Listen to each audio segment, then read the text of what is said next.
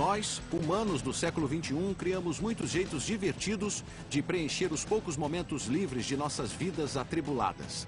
Nós cantamos e dançamos, surfamos e esquiamos, cabriolamos e nos afagamos e vemos TV. Mas qual diversão nós amamos mais do que as outras? Com certeza nós amamos gastar. Alguns dizem que a nossa obsessão por compras reflete uma certa decadência, uma certa autoindulgência. Mas eu digo que cada vez que pegamos um cartão plástico e usamos para comprar alguma coisa nova e reluzente, tomamos parte de uma tradição nobre, a evolução do capitalismo. Mas agora uma nova fase do capitalismo está sobre nós, a era do comércio eletrônico. Uma era que mudou a maneira como os negócios funcionam, o jeito como compramos e vendemos. Essa era foi anunciada por uma tecnologia transformadora, a World Wide Web, e por duas de suas empresas embrionárias, a Amazon.com e o eBay. É fácil esquecer o quanto essas empresas eram revolucionárias quando surgiram em cena na década de 90, como abalaram o núcleo do comércio. Desde a Revolução Industrial, as corporações sempre foram centradas no poder de auto-executivos sentados em seus escritórios perto do céu, e o cliente praticamente era uma reflexão tardia. Mas então a Amazon e o eBay estavam criando todo um novo modelo de comércio, cuja base era pegar a internet e arrear o poder de uma grande massa de indivíduos aqui embaixo, no nível da rua. Eu me chamo John Heilemann, e como jornalista cobri a evolução do comércio eletrônico desde o início, convivendo com os caras e as minas que fizeram isso acontecer. A história que estou aqui para lhe contar é sobre as inovações de alta tecnologia que foram a base dessa revolução e sobre o enorme levante econômico a que deu origem. É a história de um boom, uma bolha, uma explosão e uma ressurreição. E é uma história que ajuda a explicar por que, apesar do que possamos pensar, que até mesmo as piores crises financeiras são uma coisa incrível, fantástica e inesperadamente boas para todos nós. A internet, eBay e Amazon. É quase um clichê, mas se você está procurando a próxima novidade em alta tecnologia, o melhor lugar para procurar é numa garagem. Ah, sim, a poderosa garagem. O lugar onde as maiores empresas iniciantes foram incubadas. Hewlett-Packard, Apple, a lista é interminável. A garagem que nos interessa hoje foi o local de nascimento da Amazon.com. Ficava nos subúrbios de Seattle e pertencia a um cara chamado Jeff Bezos. Bezos trabalhava em Wall Street no início dos anos 90, era muito analítico, viciado em planilhas, e quando a web surgiu, ele começou a pensar em uma maneira sistemática sobre as suas propriedades singulares e que tipo de coisas seriam ideais para vender. Ele fez uma lista após a outra e no topo sempre havia livros. Havia milhões de livros ativos e sendo editados no mundo, e você pode construir uma coisa online que não poderia existir de outra maneira. Não existe maneira de ter uma livraria física com milhões de títulos. Bezos lançou a Amazon no verão de 1995, por volta da época em que no Vale do Silício, um outro cara novo, Pierre Omidyar, também estava pensando na web. Hoje, Omidyar é um multibilionário, mas na época era apenas outro programador de software idealista, mas que teve uma ideia interessante, a ideia que se tornaria o eBay. No início, Pierre Omidyar e Jeff Bezos partilhavam uma coisa em comum. Eles pensavam na web como um lugar para fazer negócios, não só para ficar brincando. Mas fora isso, Pierre era de Vênus e Jeff era de Marte. Eles não podiam ser mais diferentes. Enquanto Jeff era todo o plano empresarial, pesquisa de mercado e análise metódica, Pierre, bem, ele não tinha um plano empresarial, não tinha feito pesquisa de mercado. Ele era apenas um humilde programador de software que achou que a ideia de fazer um site de leilões online parecia bem legal. Era uma ideia da qual ele podia cuidar sozinho, digitando loucamente em seu computador. Eu achei que você talvez pudesse usar a web e usar o poder dessa tecnologia para reunir as pessoas em um só lugar, criar um mercado, um mecanismo de mercado que fosse realmente eficiente, onde pessoas comuns pudessem competir no mesmo plano com o pessoal de cacife muito alto. Então, era isso que eu me propunha a fazer com o eBay. Omidyar acreditava que um site de leilões na web seria mais justo e mais acessível do que qualquer mercado existente. Então ele decidiu fazer tudo acontecer sozinho em um fim de semana prolongado, em setembro de 1995. E então eu me sentei no fim de semana do dia do trabalho no meu home office e comecei a escrever o programa. E ele era bem simples. Você podia criar um item, podia listar um item, podia obter uma lista de todos os itens que acabaram de ser criados, e então podia dar um lance por eles. Eram só essas 3 coisas. E eu estava pronto para começar. À medida que os primeiros visitantes começaram a pingar no site de Omidyar, as opções que encontravam eram bem escassas. Um monte de coisas relacionadas a computadores, mas uma diversidade de itens bem aleatória. Roupas íntimas e autografadas de celebridades, um caminhão de bombeiros de brinquedo, uma lancheira de super-herói. Meu Deus, isso parece o início de glória de uma empresa iniciante com potencial para ser uma empresa transformadora ou um monte de porcarias inúteis de segunda mão? Se pensou neste último, bem, esse é mais um motivo pelo qual você não é bilionário e Pierre Omidyar é. Então a Amazon e o eBay alcançaram um certo sucesso quase que imediatamente.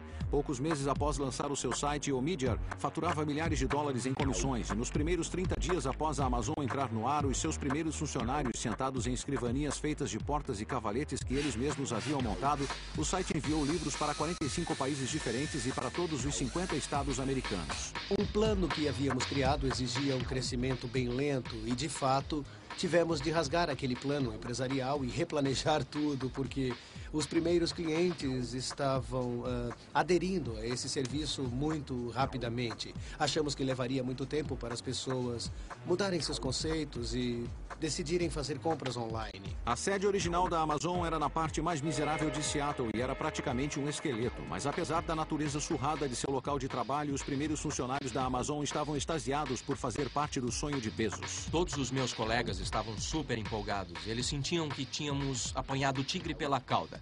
E dava para sentir que não seria um local de trabalho comum. Todos tinham essa sensação de vamos fazer história aqui. O sucesso precoce da Amazon e do eBay não passou despercebido em Wall Street, onde certos analistas ficaram pasmos ao descobrir a velocidade com que a web estava se espalhando. Uma de suas figuras mais proeminentes era Henry Blodgett, que havia se tornado um dos garotos propaganda da bolha e mais tarde um dos bodes expiatórios por sua explosão. De repente, a empresa começou a apresentar resultados incríveis, um trimestre atrás do outro, e o tráfego ia muito além do que qualquer coisa que já haviam medido. Realmente foi incrível de olhar e dizer como pode estar crescendo tão rápido. Quanto? Bem, considere isto. Depois da invenção do rádio, levou 38 anos para que 50 milhões de pessoas o estivessem ouvindo. Com a TV, levou 13 anos. Mas uma vez que a internet foi aberta para o público em geral, levou apenas 4 anos para que ela tivesse 50 milhões de usuários. Esse era um crescimento explosivo com certeza, mas o que o causava?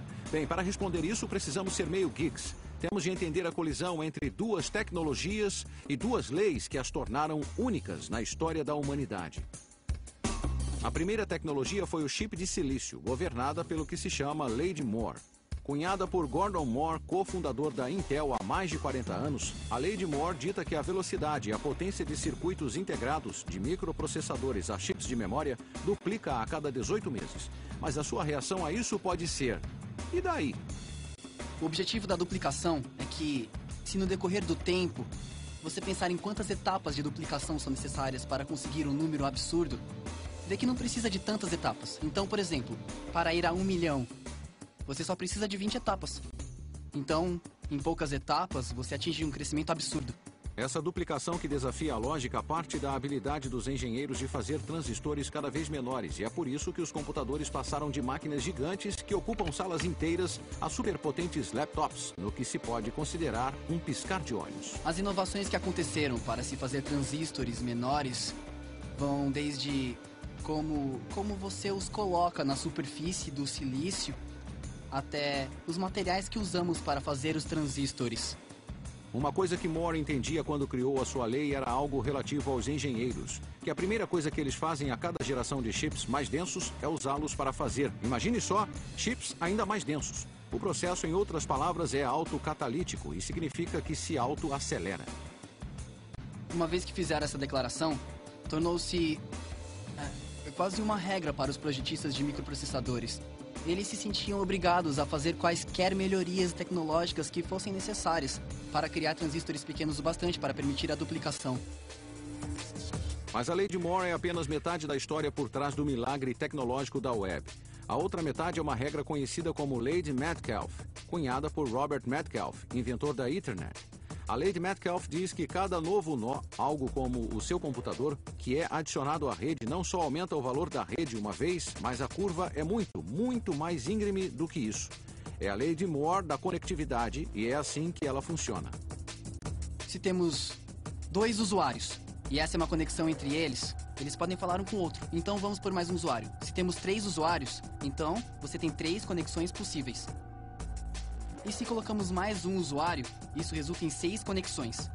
Então, já estamos vendo o crescimento. Vamos subir um pouco mais.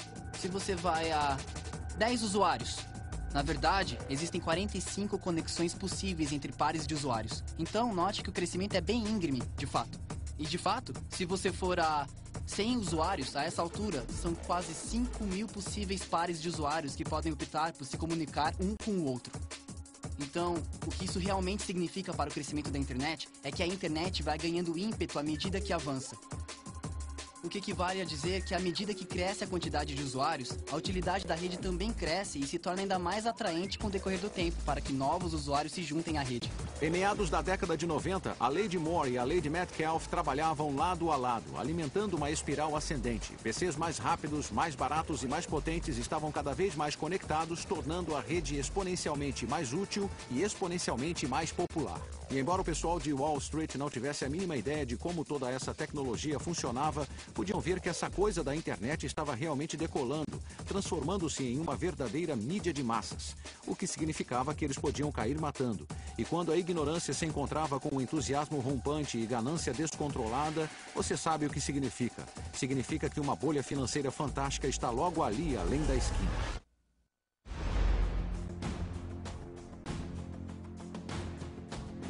A história nos conta que toda grande onda de inovação transformadora vem acompanhada de uma mania financeira.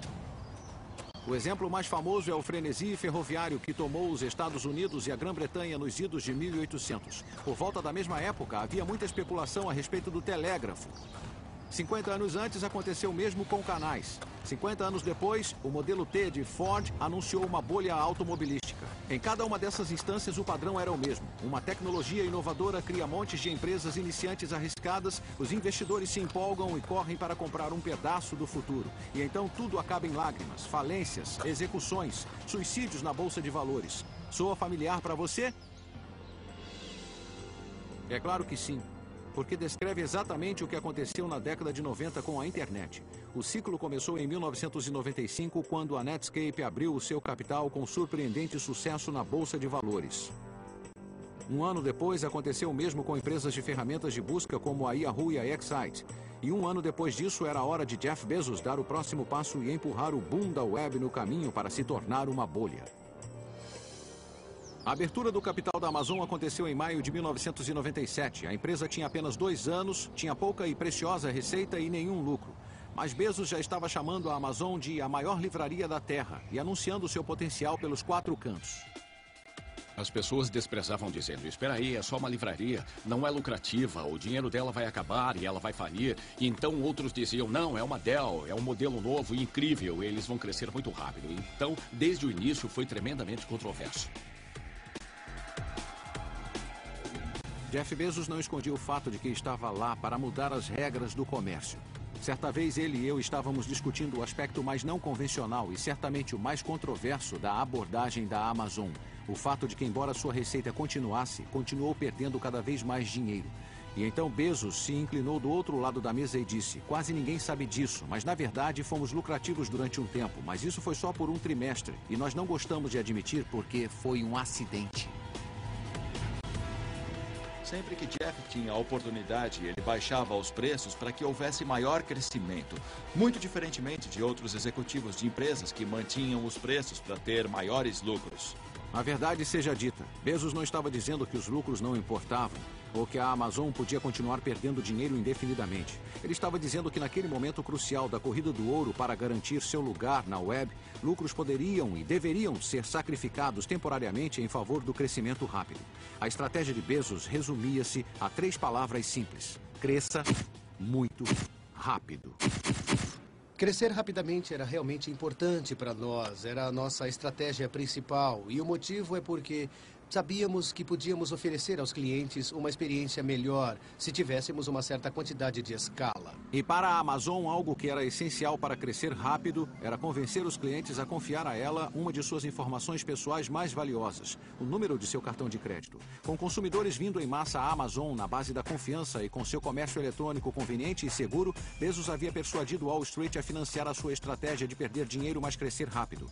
Mas o boom da internet, da qual a Amazon fazia parte, ainda parecia frágil. Ela avançava a passos inseguros. Wall Street não tinha certeza de que a web não era só uma moda e que empresas como a eBay não faziam nada para dispersar essa incerteza, com seus compradores e vendedores negociando colecionáveis obscuros que vinham juntando poeira nas garagens e sótãos por todo o país.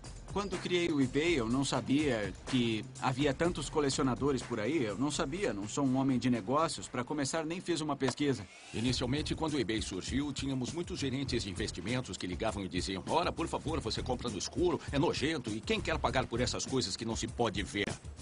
Estávamos contando a história sobre as pessoas basicamente serem boas, fazendo negócio uma com a outra, e foi engraçado contar a história em Nova York. As pessoas perguntavam: mesmo? Na primavera de 1998, Pierre e seus investidores se deram conta de que precisavam de uma figura do primeiro escalão do comércio no leme para fazer Wall Street levar o eBay a sério. E eles a encontraram na pessoa de Maggie Whitman, que fez MBA em Harvard, havia sido marqueteira na Walt Disney e alta executiva da fabricante de brinquedos Hasbro. Realmente estávamos tentando definir a empresa em termos de colecionáveis, porque 98% dos itens no site eram de fato colecionáveis. 8% dos itens no site eram Beanie Babies, mas não divulgávamos isso.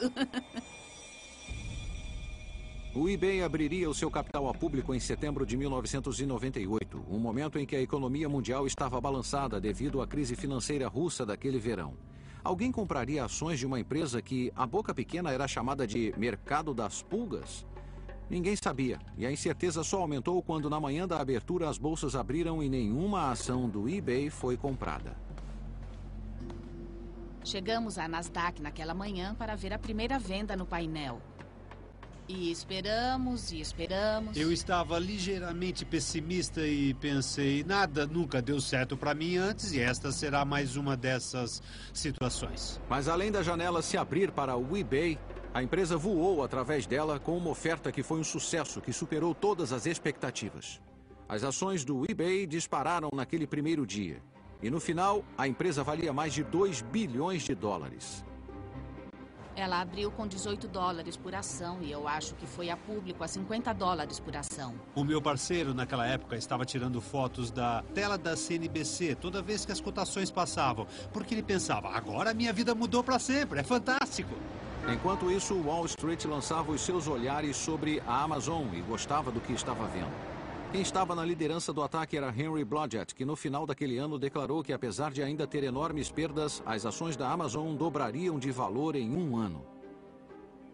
Eu me lembro de estar em um voo de Houston para Nova York, na fileira de trás, com a minha planilha, dizendo: ok, vamos repassar os números de novo. E o que seria um cenário razoável para as ações no ano seguinte? E cheguei a um valor entre 300 e 500 dólares e escolhi o valor do meio e fiquei chocado com a reação. A previsão de Blodgett causou sensação na mídia, e essa sensação provocou um frenesi de compra em Wall Street. O resultado foi que o preço das ações realmente dobrou, contudo, não foi no decorrer de um ano, mas no espaço de apenas algumas semanas. Esse provavelmente foi o início da verdadeira bolha. A formação inicial da bolha da internet estava oficialmente terminada e a era de loucura autêntica e descontrolada havia começado. De repente, milhões de norte-americanos e investidores no mundo todo estavam correndo para seus corretores, arrebanhando ações de qualquer empresa com um .com depois do nome, alimentando o maior frenesi especulativo desde a tulipamania de Amsterdã no século XVII. A abertura do capital da Amazon e do eBay fizeram Jeff Bezos e Pierre Omidyar mais ricos do que Creso. No papel, pelo menos. Mas isso também teve um efeito maior. A abertura do capital os tornou famosos. À medida que sua história se espalhou, eles inspiraram legiões de imitadores, estudantes de administração em todo o país que de repente começaram a carregar o carro e se dirigir para o Vale do Silício. Quando saí de São Francisco no início de 1998, a migração mal tinha começado. Mas no final daquele ano, após a abertura do capital do eBay e a conscientização de que os turbilhões da economia mundial não iriam afetar o boom, uma nova corrida do ouro estava a pleno vapor. Você podia ver grupos de exploradores de .com passando pela ponte da Bahia, armados de laptops e planos empresariais inacabados, em vez de paz e picaretas. E quem podia culpá-los? A julgar pelo eBay e pela Amazon, tudo parecia muito fácil. É claro que Bezos e Omidyar eram inteligentes e ambiciosos e monomaníacos, mas administradores formados por Harvard, Yale e Wharton também eram. E parecia que todas as antigas estruturas empresariais haviam se vaporizado. Experiência? Quem precisava dela? Lucro? Fala sério. Era um admirável mundo novo, uma economia nova em folha, onde a gravidade e as regras da física pareciam não se aplicar mais. Pessoas em restaurantes, pessoas em bares passaram a ver canais de notícias financeiras na TV, entende? Vendo o andamento das suas ações. Entre todas as forças que impulsionavam o boom de .com, nenhuma era mais profunda do que a democratização do mercado de ações, tirando o poder dos profissionais de Wall Street e nos dando a habilidade de comprar e vender ações do conforto do nosso próprio lar. Para um determinado tipo de pessoa, essa atividade se tornou uma espécie de obsessão. Eram chamados de investidores diurnos e começaram a fazer com que o mercado de ações parecesse um cassino. Os investidores diurnos estavam comprando ações pela manhã e vendendo-as à tarde. E onde esses investidores diurnos conseguiam as suas informações sobre as quais baseavam as suas manobras tão astutas? Eles passavam muito tempo absorvendo fofocas em salas de bate-papo na internet. Mas mais importante que isso, passavam todo o tempo que estavam acordados assistindo a CNBC. Era como um esporte nacional e uma obsessão, de certa forma, e pessoas que nunca sonharam em comprar ações antes estavam mergulhando direto nelas. Já que a mídia e os mercados mostravam uma fome insaciável por qualquer empresa associada ao comércio eletrônico, parecia que todo programador de software no país estava doido para satisfazer esse apetite. Um desses programadores era Philip Kaplan, que mais tarde criaria um site com crônicas sobre as fraquezas da bolha.com. Eu ia lá, fazia um trabalho e saía com um cheque de 40 mil dólares, um cheque de 100 mil dólares. Havia muito dinheiro sendo lançado em direção a essa coisa. Era como, eu posso erguer uma rede, pegar só um pouquinho para mim? O dinheiro fluía mais no Vale do Silício, é claro, onde a cultura da autopromoção excessiva começou a se instaurar. Um serviço de passagens online baseado em São Francisco comemorou a sua mudança de nome com uma festa para 3 mil pessoas em um hangar de aviões. As pessoas estavam gastando um absurdo de dinheiro. Eu me lembro de uma empresa que gastou 10 milhões de dólares na festa de lançamento. O The Who tocou na festa e eles angariaram 12 milhões e gastaram 10 milhões na festa. Talvez o gasto mais absurdo de todos eram os comerciais de TV. Durante o Super Bowl em 2000, mais de uma dúzia de empresas iniciantes da internet gastaram uma média de 2,2 milhões de dólares em comerciais, torrando 40 milhões em dinheiro dos acionistas e do capital de risco obtido sem muito esforço. Contudo, para muitos no coração da terra da alta tecnologia, esses valores eram triviais, não eram grande coisa, e isso criou um sistema social no qual algumas atitudes muito estranhas começaram a se instalar. Tom Wolfe ficou famoso por batizar os anos 80 como a década do eu, mas em 1999 ficou claro que os anos 90 havia se tornado a década eletrônica. Virtualmente todos os dias parecia que pelo menos uma empresa de comércio eletrônico era trazida ao mundo. Os garotos que gerenciavam essas novas empresas eram todos discípulos fervorosos da crença professada pela Amazon e pelo eBay. Mas quando abarcadas por mentes menos brilhantes, essas teorias levaram a uma quantidade nada divina de pura burrice e a um monte de empresas que entraram na onda, com nomes incrivelmente bobos. Havia Pets.com, havia PetSmart, havia Petstopia, havia iPrint, iBean, iMany, iGo e iVillage. Então havia o Z, ePrease, eGreetings, eMerge, eFunds, eLoan, eCollege e, é claro, ePiphany. Havia FireDog, FirePond, Razorfish e Laudai.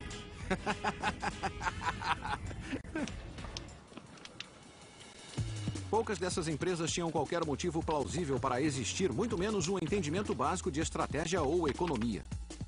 Foi uma época muito carregada, muito energética, quase frenética, quando era fácil se perder e perder parte de seu bom senso.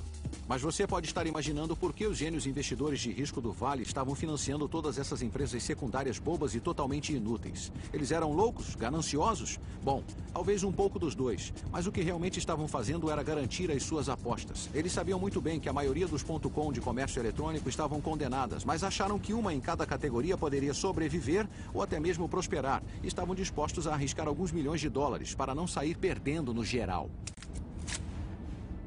Estávamos brincando com fogo, mas era preciso ou você estava fora do jogo. E quanto aos investidores profissionais de Wall Street, eles não se deram conta de que estavam no meio de uma bolha lunática e especulativa? A maioria das pessoas estava pensando, ok, não, nem todas vão sobreviver, mas ainda não sabemos exatamente quem vai e quanto tempo vai levar. E enquanto isso, o castigo que levávamos por não dominarmos o setor, por sentar aqui e dizer, algum dia vai explodir, é que muitos de nós eram despedidos. Blodgett sabia que muitas empresas de comércio eletrônico eram fundamentalmente instáveis, mas o argumento dele era que isso não era necessariamente um bom motivo para não comprar as suas ações. Para ele, o problema era que, de vez em quando, ele punha sua opinião sincera dessas empresas em e-mails particulares que, mais tarde, voltariam para assombrá-lo quando a bolha estourou.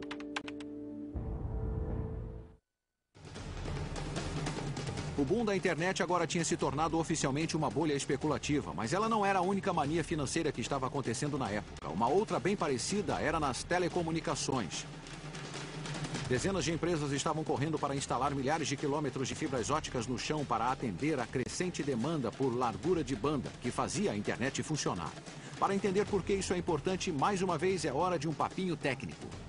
Como a maior parte da tecnologia da internet, as fibras óticas dependem das propriedades extraordinárias de materiais ordinários. O chip de silício começa como areia e o cabo de fibra ótica é feito de vidro ou plástico. A fibra é essencialmente um filamento de vidro tão fino quanto um cabelo humano que conduz feixes de luz. A luz viaja em linha reta, mas a fibra se dobra e se torce por milhares de quilômetros. Então você esperaria que a luz saísse pela tangente na primeira curva. Bem, para evitar que isso aconteça, a fibra é revestida por uma espécie de superfície reflexiva que mantém a luz dentro dela. Mas como exatamente os raios de luz permitem a transmissão de texto e fotos e vídeos e e-mails e tudo mais? Eles fazem uso de uma ideia muito simples mesmo, que volta aos dias em que os barcos que estavam no mar tinham de encontrar um meio de se comunicar. Eles piscavam luzes uns para os outros, usando o código Morse. Uma combinação de flashes longos e flashes curtos era então decodificada em letras do alfabeto. É assim que a fibra usa a luz para conduzir informações. A luz não é um feixe contínuo, é um feixe de pulsos representando os uns e zeros que compõem o código de computador. Mas enquanto um operador de código Morse pode no máximo mandar 1 ou 2 flashes por segundo, os cabos de fibra ótica podem conduzir cerca de 10 bilhões de pulsos de informação digital a cada segundo. Agora você pode perguntar, como a internet lidou com essa enorme explosão de usuários e dados? Por que ela não travou? A resposta está em um pensamento extremamente inteligente, mais simples, com o qual todos estamos familiarizados, mas em um contexto diferente. Acontece que os dados são direcionados pela internet praticamente da mesma maneira que as placas de rua orientam os motoristas pela malha viária. Veja como funciona. Digamos que você parte de Nova York e quer dirigir até Boston. Então, quando você está longe de Boston, o que você vê nas placas das estradas é Boston, fique à direita. Nas estradas grandes, você descobre os destinos principais. Nas estradas menores, você fica sabendo de destinos cada vez menores.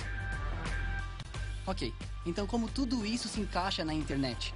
Acontece que se eu estou em São Francisco ou Nova York e quero ir a Harvard na internet, eu não preciso saber para qual computador em Harvard eu quero ir, porque quando eu estou tão longe, a única coisa que me importa é que eu estou fazendo progressos na direção daquele único gateway que vai para toda a Harvard. Útil? Totalmente, mas o problema era que as empresas que instalavam todas essas fibras se precipitaram.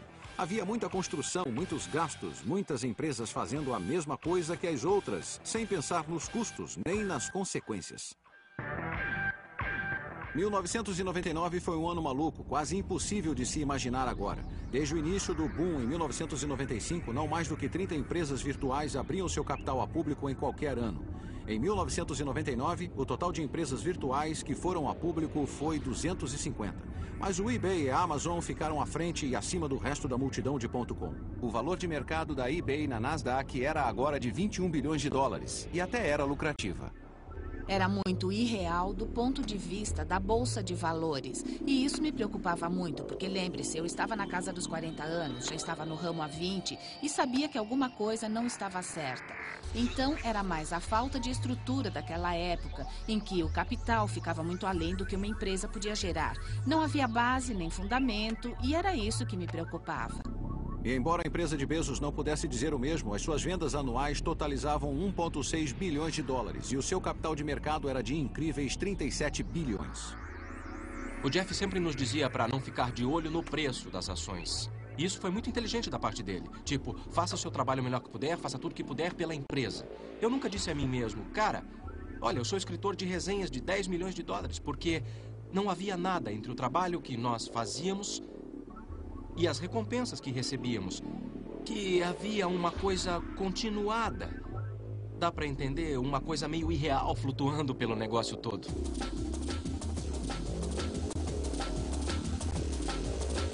Mas à medida que a virada do milênio se aproximava, Jeff Bezos recebeu uma accolade que no passado tinha sido comparada àquela de Mahatma Gandhi, Martin Luther King e Adolf Hitler. Ele foi nomeado Pessoa do Ano da revista Time como a incorporação do comércio eletrônico. Para Bezos era uma honra e tanto, um sinal de que ele havia sido elevado ao panteão dos ícones comerciais americanos. Mas mentes mais cínicas interpretaram de outra maneira, como um sinal de que o fim era iminente.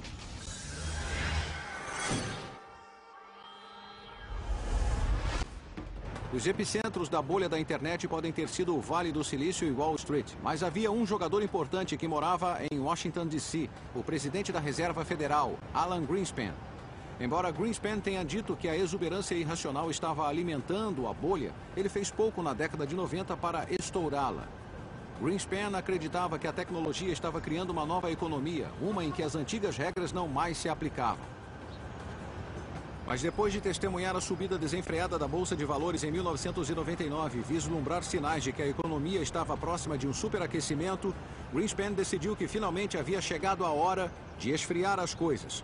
Em fevereiro de 2000 e então novamente em março, a Reserva Federal elevou os juros ao seu nível mais alto desde 1995, ações que mostravam que Greenspan agora estava determinado a pôr um fim na bolha. E ao mesmo tempo que Greenspan tomava suas atitudes, Wall Street começou a treinar um olhar mais sábio sobre as suas queridas.com. A época das festas, que muitos esperavam trazer uma onda de receita às empresas de comércio eletrônico, tinha se provado uma grande decepção. De repente, Wall Street começou a duvidar da sabedoria por trás do cresça e rápido e a suspeitar que muitos varejistas da web não passavam de um castelo de cartas, algo que o programador e escritor Philip Kaplan já conheciam há algum tempo. Havia sites de comércio eletrônico que montamos que eu sei que o cliente teria gasto 2, 3, 4 milhões de dólares nesses sites. Eu entrava na base de dados de vez em quando e via que tiveram 20 dólares em venda, 25 dólares em venda, 100 dólares em vendas. Em 14 de abril de 1912, o Titanic teve a sua fatídica colisão com o iceberg e mergulhou nas profundezas do oceano. E exatamente 88 anos depois, a economia da internet teve um destino parecido. Naquela que seria para sempre conhecida em Wall Street como Sexta-feira Negra, a Nasdaq caiu incríveis 355 pontos, trazendo um final horrível a uma semana na qual o índice tinha caído em mais de 25%, o maior colapso da história da Bolsa de Valores. E depois da Sexta-feira Negra, não eram só as empresas iniciantes inúteis que estavam com problemas. Até mesmo a poderosa Amazon estava sitiada nas garras de Wall Street, lutando por sua sobrevivência. Para a Amazon, em especial, não era um medo irreal. Eles chegaram bem perto da falência.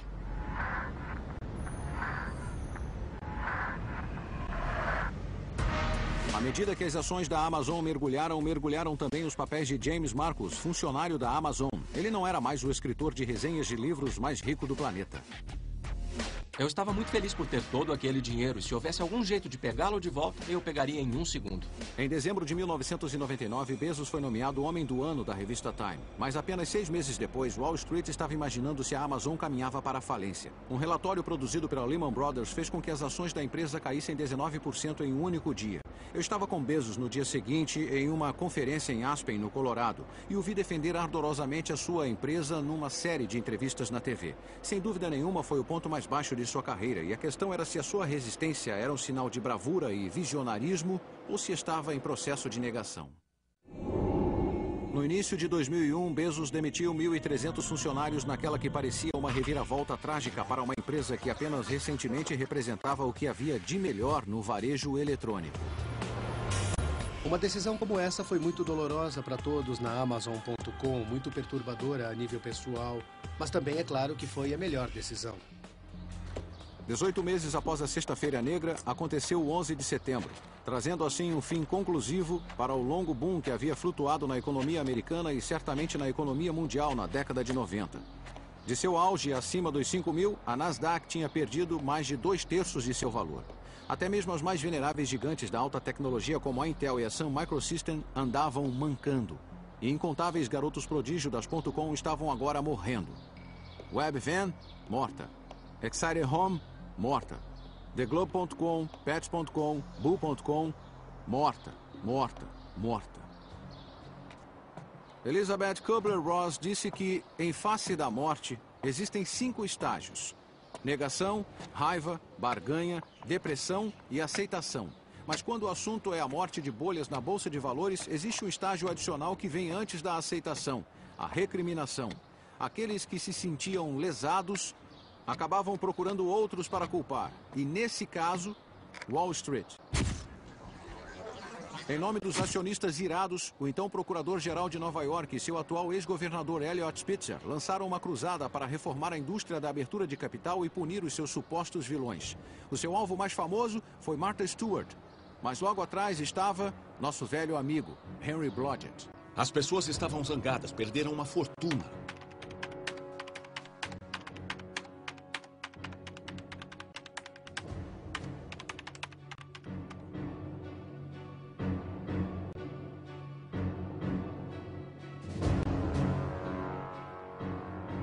Eu não posso entrar em detalhes sobre os e-mails, mas certamente, de uma outra perspectiva, sim, eu me aproveitei da onda da internet. Tive muita sorte em termos de marcar presença quando marquei e estava otimista em relação às empresas certas na hora certa, então tive um grande benefício com o boom e então acho que eu, provavelmente, mais do que qualquer outro analista, senti o peso da queda quando ela chegou ao chão a toda velocidade. 5 anos depois, a amargura em relação à bolha da internet diminuiu e as pessoas entraram na fase da aceitação. Mas quem ainda olha para trás, a bolha ainda parece como um momento de insanidade temporária, no qual muita gente boa foi enganada por um monte de larápios do futuro digital. No geral, foi uma coisa bem ruim. Mas existe de fato uma outra escola de pensamento, uma imbuída de uma capacidade maior de perspectiva histórica e lógica econômica. Uma que vê que a bolha teve as suas virtudes e que a dor que ela causou foi o preço que pagamos pelo progresso. A grande queda das .com de 2000 e 2001 foi realmente por qualquer perspectiva. Cerca de 3,5 trilhões de riqueza em papéis que se evaporou no espaço de 1 ano. Mas não foi um evento singular. Quando a bolha das ferrovias estourou, as ações das ferrovias perderam 85% de seu valor quase da noite para o dia, e o colapso das bolhas dos automóveis, dos canais e dos telégrafos também causaram pânico e recessão. Mas dessas bolhas surgiram a comunicação em massa e as redes de estradas e ferrovias que são cruciais para o nosso dia a dia. E o mesmo provou ser o caso com o comércio eletrônico. 1 zilhão de empresas .com burras podem ter perecido, mas um punhado de empresas não só sobreviveram, como se tornaram gigantes altamente lucrativas. Pode-se dizer de fato que a Amazon e o eBay são a Ford e a GM da economia da web. O que a Amazon e o eBay fizeram foi fundamentalmente diferente e eles o fizeram tão cedo, de maneira agressiva, e o fizeram extremamente bem, reconhecendo que a experiência do cliente era essencial, e é por isso que elas existem hoje em nossas corporações globais multinacionais.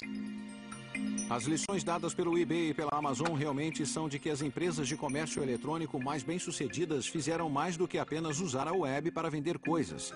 Elas entenderam que você precisa usá-la para dar poder às pessoas comuns de maneiras fundamentalmente diferentes do antigo sistema de cima para baixo, unilateral, unidimensional de tamanho único, que dominava o comércio na economia pré-web. E essa é a ideia do eBay, dar poder às pessoas comuns, para usar as ferramentas da maneira que elas bem quiserem. Então, dando um passo para trás e deixando as pessoas livres. Embora os detalhes sejam diferentes, a abordagem da Amazon é parecida. É dar poder aos seus clientes, mesmo quando esse poder às vezes chateie os seus fornecedores. Considere, por exemplo, a política da Amazon de deixar leitores colocarem a sua opinião sem censura no site. Certa vez ouvi Bezos falar sobre as reclamações que havia recebido de editoras nesse assunto. E se as pessoas detonassem os livros, eles disserem a Bezos, isso não seria ruim para os negócios? É aí que você se engana, Bezos disse aos editores. Vocês estão no ramo de vender livros. Nós estamos no ramo de satisfazer os nossos clientes. A coisa mais importante para mim é o que as pessoas dirão sobre a Amazon.com em algum momento daqui 50 ou 100 anos no futuro. O que eu amaria ouvir é que criamos um novo padrão para o atendimento ao cliente. Os sobreviventes só sobreviveram porque tinham um grande entendimento e um foco totalmente voltado aos seus clientes.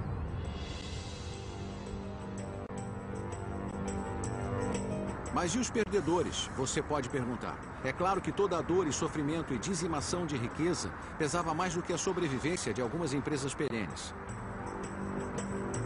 No auge da queda, fiz essa pergunta a Andy Grove, o lendário presidente da Intel. Grove é cético de nascença e durante a bolha das .com não havia outro mais cético do que ele. Grove argumentava que a bolha tinha na verdade sido uma coisa boa. E o que toda essa incrível loucura fez, disse ele, foi atrair somas indizíveis de bilhões de dólares na construção da infraestrutura da internet. Tudo, desde cabos de fibra ótica à base de dados de clientes da Amazon. Embora essa estrutura acabasse sendo construída de qualquer maneira, continuou ele, ela aconteceu no decorrer de 5 anos em vez de 15. Uma grande vantagem para os Estados Unidos e para o mundo. Grove também fez outro argumento, de que as .com tinham prestado um serviço inestimável ao meter medo em empresas de cimento e tijolo, obrigando-as a levar a web a sério, para se tornarem empresas virtuais, quase contra a sua vontade. Então as .com não morreram em vão? Eu perguntei. Não, Grove respondeu. As .com se jogaram no fogo, mas como resultado criaram uma chama mais alta. Muitos empregados foram perdidos, sabe, empresas fracassaram. Mas também é verdade que a partir disso, muitas novas empresas foram criadas, se tornaram duradouras e a economia foi genuinamente transformada. O conceito de destruição criativa é famoso na economia e parece uma descrição adequada do que aconteceu na era das .com e o que está acontecendo agora. Primeiro uma onda de inovação, depois uma mania financeira e então uma queda terrível, seguida por uma era dourada construída no que restou. Nascendo das cinzas das .com e dos sucessos da Amazon e do eBay, existe toda uma nova estirpe de empresas gerenciadas por uma nova estirpe de empreendedores. Quem são esses empreendedores? São as pessoas que foram queimadas antes, então elas têm essa experiência que vai garantir que não cometam os mesmos erros de novo. Eu acho que a internet realmente é isso. A internet é para conectar indivíduos ou conectar indivíduos à informação. Fora do Vale do Silício, é verdade, você não encontrará tanto consenso de que estamos entrando na era do ouro digital. Mas, de certa maneira, esse pode ser o maior testamento do quanto a web e o comércio eletrônico em particular avançaram na última década. O futurista John C. Brown certa vez observou que quando uma tecnologia chega à amenidade, quando se torna onipresente e essencial, ela desaparece e se torna invisível. Pense na eletricidade, pense nos aviões e automóveis e no ar-condicionado. Como as ferrovias que atravessam o país, a web está se tornando a base da nossa economia, nos levando até nosso destino tão suavemente e eficientemente que não nos damos conta da velocidade em que estamos avançando. Versão brasileira, DPN Santos.